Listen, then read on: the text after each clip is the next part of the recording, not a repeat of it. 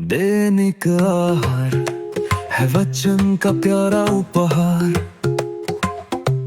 रोज का है ये आत्मा का पोषण संसार। हर शब्द में छुपी है ईश्वर की पुकार। आओ सुनो समझो जीवन में लाओ प्यार।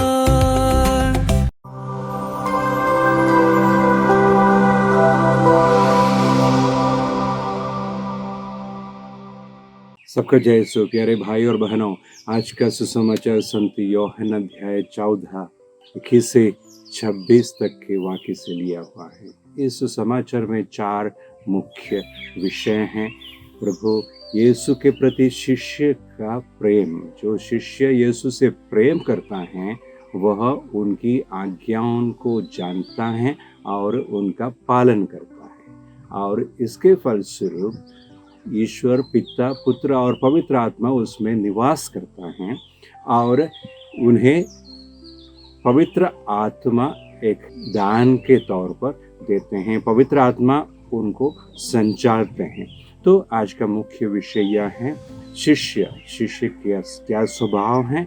शिष्य यीशु के वचनों को, आज्ञाओं को जानता है, उसकी आज्ञाओं का पालन करता है, और पवित्र आत्मा, पिता और पुत्र और पवित्र आत्मा उनमें निवास करता है और पवित्र आत्मा उन्हें संचारता है।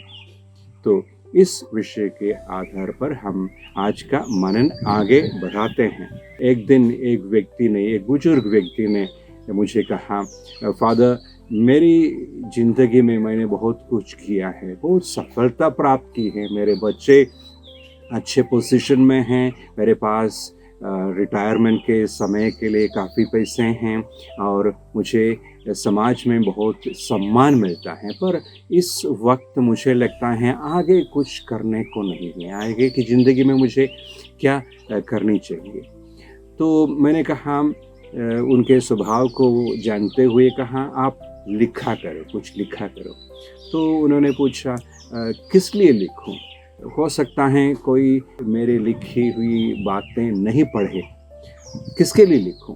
तो मैंने कहा, आपके लिए लिखिए, अपने लिए लिखिए, ताकि आप अपने विचारों को कुछ सफाई से अपने लिए प्रकट कर सके और अपने विचारों को गहराई तक ले जा सके। अपने सपनों को लिखो, अपनी काबिलियत के ऊपर लिखो, ताकि आप अपने बारे में कुछ सोच सके और अपने को और गहराई से पहचान सके। भाई और बहनों, अक्सर हम बहुत कार्य करते हैं, बहुत सफलता पाते हैं, फिर भी एक इलाका है जहां हम अक्सर प्रवेश नहीं करते हैं, वो है हमारा स्वयं, हमारी आत्मा। हमारी आत्मा की पुष्टि के लिए हम कुछ नहीं करते हैं। हम किस उद्देश्य से बुलाए गए हैं, किस मकसद से बुलाए गए हैं, जो प्रतिबिंब ईश्वर हम में छाप देना चाहते हैं, उसके मुताबिक हम जीते नहीं हैं, क्योंकि ईश्वर ने अपने प्रतिरूप स्वभाव में हमें बनाया था। उस स्वभाव, उस प्रतिबिंब को और प्रज्वलित करने के लिए और चमकाने के लिए हमें आगे कुछ करनी चाहिए। तो अभी हम आज के सुसमाचार की ओर थोड़ा ध्यान दें। सुसमाचार अध्याय 14-21 में कहा गया है, जो मेरी आज्ञाएं जानता है और उनका पालन करता है वही मुझे प्यार करता है। यीशु की आज्ञाओं को जानना, यीशु जो कुछ कहते हैं उसको जानना, गहराई से जानना, उस पर मनन करना, ध्यान से पढ़ना और उसके अनुसार आचरण करना, जिससे हम यीशु के समान बन जाए, यीशु का प्रतिबिंब बन जाए। जैसे संत पौलुस कहते हैं, अब से मैं नहीं हूँ, यीशु मुझ में विद्यमान है। वह हमारे मकसद हो, हमारा लक्ष्य हो। हम अपने स्वभाव में परिवर्तन लाना, यीशु के स्वभाव जैसे बना देना। तो थोड़ा और ध्यान से यीशु के वचन को पढ़ना और उनकी आज्ञाओं का पालन करना, जिससे हम ईश्वर के पिता, पुत्र और पवित्र आत्मा के निवास स्थान बन जाए, हम उनके अनुरूप में बदल जाए, जैसे यीशु ने किया है। यीशु जैसे थे वैसे बन जाने का प्रयत्न हम में जारी रहे।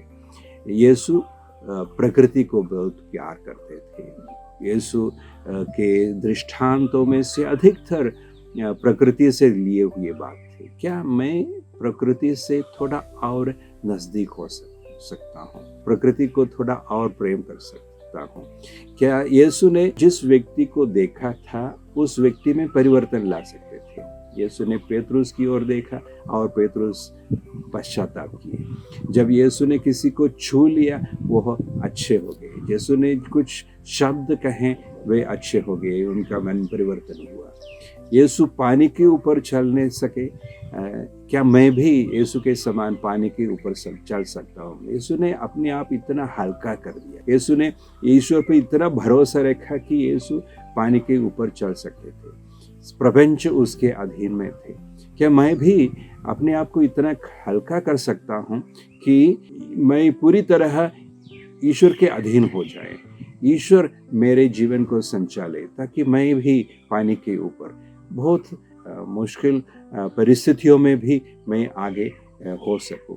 जैसे प्रभु यीशु ने शिष्यों को जल्दी से जल्दी सागर पार कराया। जैसे ही यीशु उनके पास आए पानी पर चलते हुए, शिष्य पार हो गए हैं। ये एक चमत्कार था। क्या मैं भी उसी की कामना कर सकता हूँ? इतना भरोसा मैं प्रभु पर कर सकता हूँ जैसे पेतरुस पानी के ऊपर चले? क्या मैं भी ऐसे हो सकता हूँ? तो मेरे जीवन की मकसद यही होनी चाहिए कि मैं प्रभु के समान बन जाऊँ, प्रभु का प्रतिबिंब बन सकूँ। मैं भी कह सकूँ कि अब से मैं नहीं पर यीशु मुझ में विद्यमान है। तो यह मेरे जीवन की मकसद होनी चाहिए। जैसे आज के सुसमाचार में मैंने कहा था कि शिष्यत्व के विषय में है। शिष्य यीशु को प्यार करते हैं। जो यीशु को प्यार करते हैं उनके वचन को सुनते हैं, उनके वचन को जानते हैं, गहराई से जानते हैं और उसका अनुसरण करने की कोशिश करते हैं, जिससे पवित्र त्रित्व हमें विद्यमान हो, पवित्र आत्मा हमें संचालित करे। धन्यवाद।